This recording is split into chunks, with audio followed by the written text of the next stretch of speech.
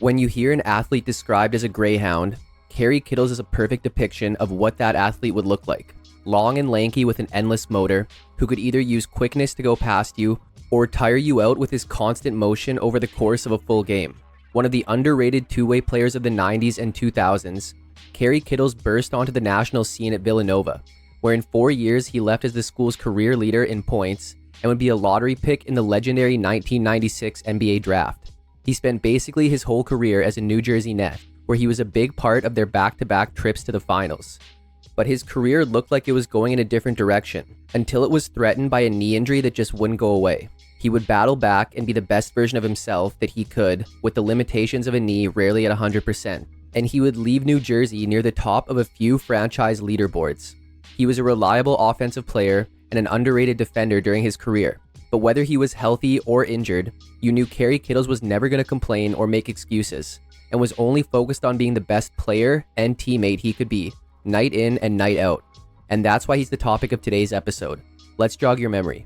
Born in Ohio, Kerry Kittles attended St. Augustine High School in New Orleans, Louisiana. He carved himself a spot on the team during his freshman year, but would show great improvement as both a sophomore and junior. He would miss a lot of his 91 junior season due to a back injury, but would return in time for the playoffs, and help the Purple Knights reach the Class 4A state title game, where they would lose by a point. As a senior in 92, Kittles established himself as one of the best players in the state. He would lead St. Augustine to a 32-3 record and the Class 5A state title, as he would average 22.5 points per game. Kittles was first-team All-Metro and an All-State selection, and early in the season, he had committed to Villanova to play under head coach Rolly Massimino. But then Massimino left to take a job at UNLV, and Kittles wasn't a big-name recruit coming out of high school, and new coach Steve Lapis had never seen him play. But Kittles' high school coach Bernard Griffith had nothing but good things to say about Kittles, as he had a reputation as a coach's dream, and word of mouth convinced Lapis he needed to make sure Kittle came to Villanova. Luckily, Villanova still fit all of Kittles' criteria, and he would be suiting up for the Wildcats come the 93 season. As a freshman, Kittles would already establish himself as one of the best players on a weaker Villanova team. Kittles would start in 17 of the 27 games he played and finish as the team's third leading scorer, while shooting over 43% from deep. Villanova came out strong, as they were 5-2 after 7 games. But after this, they would lose 7 straight, then have another 7-game losing streak to end the regular season, as they finished 8-18 overall and 3-14 in conference play. The Big East tournament also came to an end early, as they would lose to Boston College in their first game, so a disappointing freshman year ended with Kittles averaging about 11 points, 3.5 rebounds, and 3 assists per game. The 94 Wildcats were a whole different team. They had welcomed a couple great freshman recruits in Alvin Williams and Jason Lawson, and would get improved seasons from junior guard Jonathan Haynes and sophomore forward Eric Eberts. But the player who made the biggest jump was Kittles. As a sophomore, he would be a top 5 scorer in the conference, while leading the conference in total steals and finishing second in steals per game. Additionally, he would play over 39 minutes per game, which would be tops in the conference. It was looking like another disappointing season for the Wildcats, as about halfway through the year, they were 6-9, but they would then win 9 of their next 11 to close out the regular season at 15-11. Unfortunately, the Big East tournament would again end after 1 game, this time with a loss to Providence, so it would again be another year without Villanova in the NCAA tournament. But they did get an invitation to the NIT, and although it's not a national championship, they would still make their mark on the season by running through the NIT and defeating Vanderbilt in the championship game. And for the regular season, Kittles averaged about 20 points, 6.5 rebounds, and 2.5 steals per game, as he was named first team all-conference. 1995 would be one of the most memorable seasons in program history, and that was in large part due to Kittles, who would end up as the Big East Player of the Year. Kittles' career-high 21.4 points per game would be second in the conference, and his 2.2 steals per game would be third in the conference. Kittles would shoot over 52% from the field and over 41% from deep, as he would again be named first-team All-Conference and a consensus second-team All-American. The Wildcats were winning behind their best offense during Kittles' time there. They were at a modest 8-5 near the middle of the season, but would win 14 of their final 16 to finish the regular season at 22-7, as Villanova had also put together an 11-game win streak during this time, with one of Kittles' most memorable performances coming against Pittsburgh on February 4th. Kittles had just 9 points with less than 4 minutes remaining in regulation, but by the time overtime ended, Villanova won by 3, and Kittles had finished with 26 points.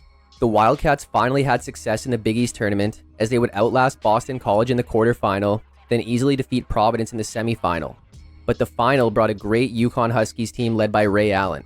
Yet Kittles would go for 27 points, and the Wildcats would have a 5-minute stretch in the second half where they scored 17 unanswered, as Villanova won by 16 to take the Big East title. And Kittles would now be getting his first NCAA tournament experience, as the Wildcats entered as the 3 seed. But 14 seed Old Dominion would pull off the improbable upset, as they won by 8 in triple overtime. Kittles would score a team-high 22 on about 45% shooting with 6 rebounds and 2 steals, but he would commit 9 turnovers, as Villanova's season came to another abrupt end. But for the regular season, Kittles averaged about 21.5 points, 6 rebounds, and 2 steals per game. Kittles would have likely been a lottery pick in the 95 draft, but after a disappointing end to last year and a desire to complete his degree, he would decide to return for his senior year. Once again, Kittles was the team's leader and best player, as he was once again top 5 in scoring, steals, and minutes per game in the conference, while again shooting over 40% from deep. Villanova started the year 12-1 and were looking strong, but overall they would finish the regular season at 24-5. They would go 2-1 in the final 3 games of the year, but they were without Kittles in those games. Kittles had been suspended for the final 3 games of the regular season for the unauthorized use of a university phone card.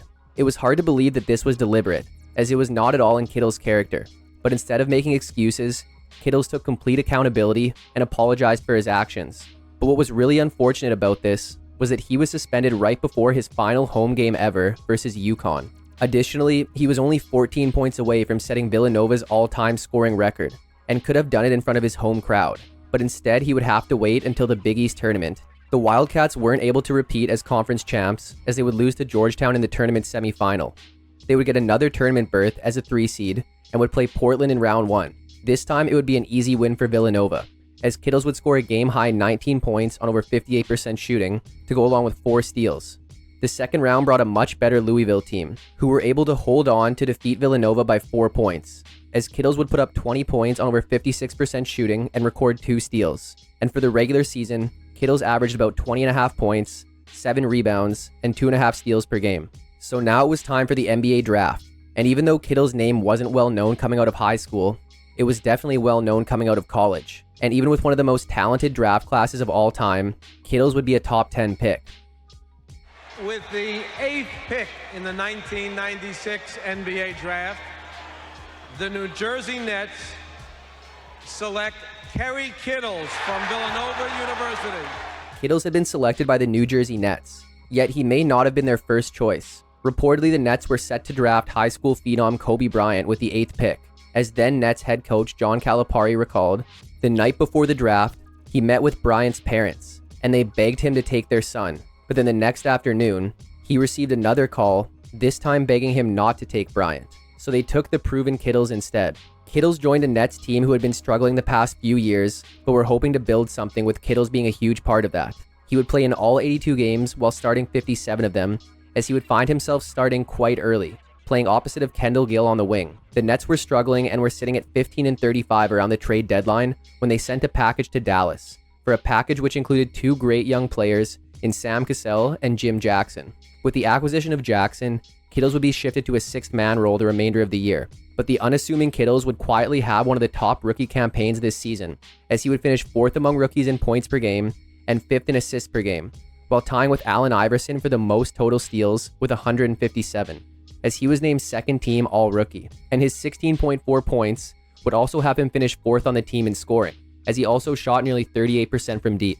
Kittles would hit double figures in 63 games and have 4 games with at least 30, which included his career high of 40 points on 66% shooting in an April 13th loss to Milwaukee. But the midseason trade wasn't enough to save the Nets, as they would go 26-56 and miss the playoffs, as Kittles' rookie season averages looked like about 16.5 points, 4 rebounds, and 2 steals per game. The Nets had a new look going into 1998, and a new prized rookie in 2nd overall pick Keith Van Horn, who was acquired from Philadelphia. Kittles would have an improved year too. Jackson had been part of the Van Horn trade, so with him gone, Kittles would be a full-time starter and finish as a top 3 scorer on the team, behind a career-high 17.2 points per game, while shooting a career-high 41.8% from deep.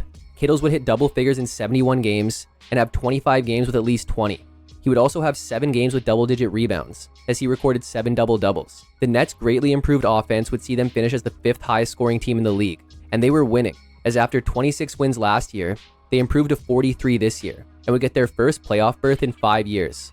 But they would be playing the Michael Jordan-led Bulls on the quest for their second three-peat, and the young Nets were no match, as they were swept, although they would lose the first 2 games by a combined 8 points, but would then lose Game 3 by 15. And it didn't help that Cassell was dealing with a strained groin, which limited him to just 27 total minutes in the series.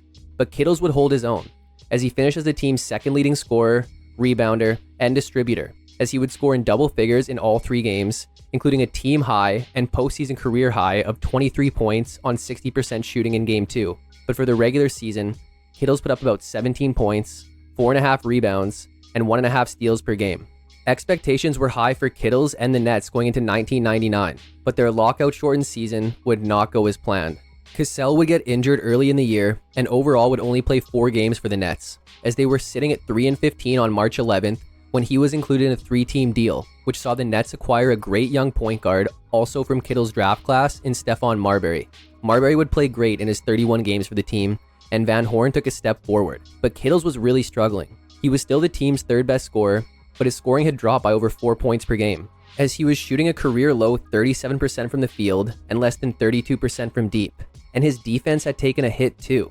Kittles had been given a 6-year, $52 million contract extension days after the Marbury trade, but by mid-April, new coach Don Casey had decided to bring Kittles off the bench due to his struggles. However, Kittles would get himself back in the starting lineup to end the year and hit double figures in his final 6 games, including his season high of 31 against Washington on May 1st. But it's important to mention that Kittles wasn't playing at 100%, as he was dealing with a knee injury all year, which was first thought to be a torn meniscus, but then diagnosed as just a bruise. But this took away one of Kittles' biggest strengths, which was his speed and quickness, as his frame was not built to play a more physical, slow-it-down type of game.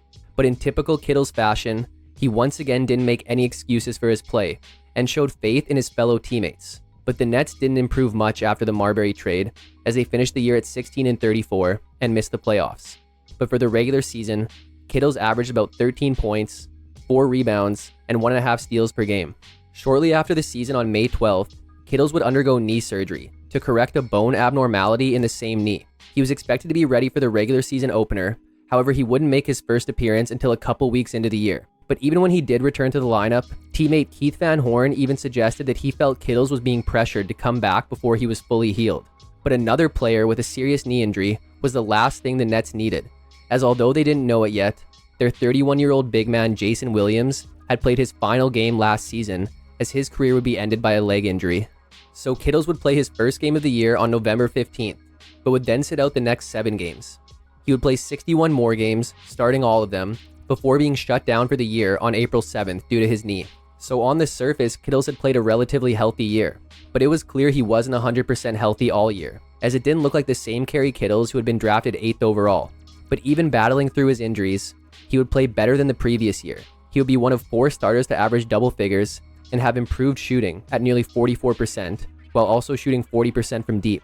He would hit double figures in 40 games and have his best game of the year in a January 4th loss to Indiana, as he dropped 33 points and had 5 steals. But the Nets continued to struggle, as they were only able to manage a 31-51 record and would again miss the playoffs. But for the regular season, Kittles averaged about 13 points, 3.5 rebounds, and 1.5 steals per game. Yet Kittles' knee was much more serious than anyone had thought. On June 14th, Kittles would have yet another knee surgery, this time to perform cartilage resurfacing. And there were fears that not only would he miss the next season, but that like Williams, his career might be over too. This surgery meant Kittles couldn't even put weight on his leg for some time. And unfortunately, but not surprisingly, Kittles would miss the entire 01 season, as the Nets finished 26-56 and missed the playoffs. But the bigger worry was around if Kittles would ever play again. But Kittles removed any of those doubts come the 02 season, as he was not only back, but he would play and start in all 82 games for the first time in his career. And something was happening in New Jersey. The season prior, they had hired Byron Scott as their head coach and selected Kenyon Martin first overall. And shortly after the 01 season, they had made a blockbuster trade, which would see them acquire Jason Kidd from Phoenix for Stephon Marbury. And they added one more piece in this year's draft in forward Richard Jefferson out of Arizona. Oh, and they also drafted Brian Scalabrine in the second round. And all these changes led to the most successful period of New Jersey Nets basketball fans had ever seen. Kittles' knee looked much better, and he was moving much better, which he needed to, with Jason Kidd running the offense, as the Nets now played at one of the top 10 fastest paces in the league. And with an all-time great passer like Kidd, and an elite off-the-ball player in Kittles was able to put together arguably his most efficient shooting season, as he shot a then career-high 46.6% from the field, while also shooting over 40% from deep. He would never again score like he did in his first 2 seasons, but he provided the Nets with reliable production, as he would finish as one of 4 starters to average double figures on a Nets team that relied more on their top 5 scoring defense to get them wins, as the Nets would go 52-30, which would be their first 50-win season since merging with the NBA in 1977. Overall, Kittles would record 58 games in double figures and 18 games with at least 20, as the Nets were making their return to the postseason and would take on Indiana in round 1.